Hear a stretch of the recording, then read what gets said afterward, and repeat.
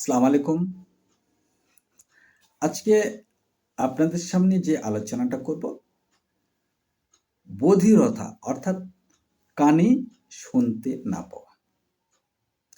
আসলে কানে কি কারণে শুনতে পায় না? কানে যদি প্রদাহ হয়, সর্দির কারণে, প্রবল শব্দ যদি কানে আঘাত করে, অনেক সময় সিফিলিস রোগ থেকেও কানে কম শোনা যায়।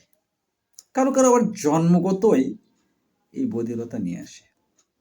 তবে হ্যাঁ, কোনো রোগের কারণে যদি কানের এই এই কিছু শোনা যদি বন্ধ হয়ে যায়, বধিরতা আসে, তাহলে হয়তোবা চিকিৎসায় এটার সমাধান আছে। আর যদি জন্মগত হয়, তাহলে আশা করা যায় না। এই আশাবাদী ব্যক্ত রেখে শেষ করলাম। অবশ্যই একজন ভালো চিকিৎসকের পরামর্শ নেবেন। আসসালামু আলাইকুম। আল্লাহ হাফেজ।